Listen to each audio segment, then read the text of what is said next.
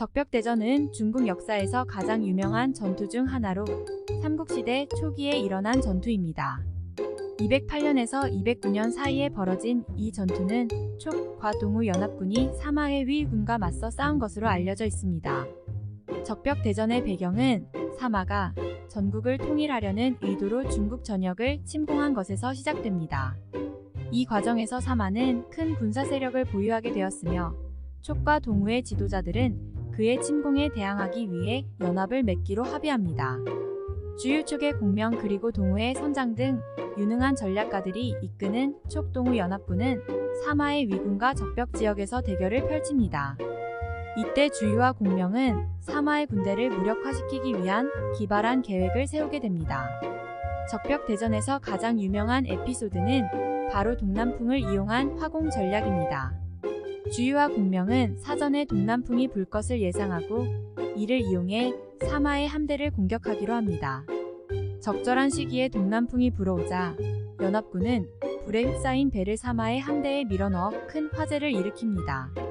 이로 인해 사마의 위군은 큰 손실을 입게 되며 연합군은 결국 전투에서 승리하게 됩니다. 적벽대전의 결과는 삼국시대의 국력 균형에 큰 영향을 미칩니다. 전투에서 패배한 사마는 전국 통일의 꿈을 포기하게 되며 삼국시대의 특징인 삼분지대 구도가 확립됩니다.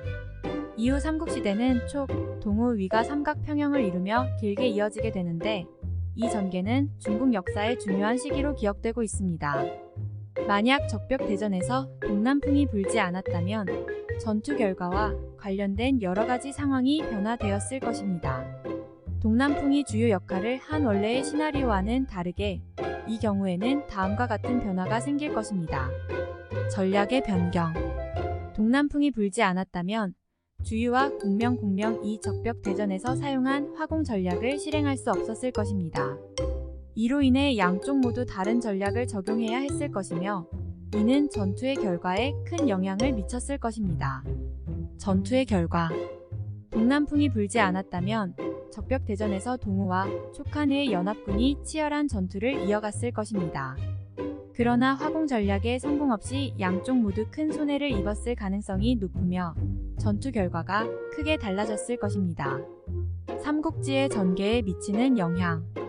동남풍이 불지 않아 적벽대전이 원래의 시나리오와 다르게 전개되었다면 삼국시대의 역사와 전개에 큰 영향을 미쳤을 것입니다. 적벽대전의 결과에 따라 동우, 촉한, 그리고 적군인 사마의 세력 균형이 크게 바뀌었을 것이며 그 이후의 전략과 전투 상황에도 영향을 미쳤을 것입니다. 결국 적벽대전에서 동남풍이 불지 않았다면 전투 결과와 삼국시대의 전개에 큰 변화가 있었을 것입니다. 이러한 상황 변화는 역사의 흐름을 달리하고 삼국지의 다양한 이야기와 시나리오를 제공할 수 있는 가능성을 보여줍니다. 하지만 이러한 가상의 시나리오는 실제 역사의 전개와 결과를 바꾸지는 못하며 삼국지의 역사와 전투에 관심을 가지고 공부하는 데 도움이 될 수 있습니다.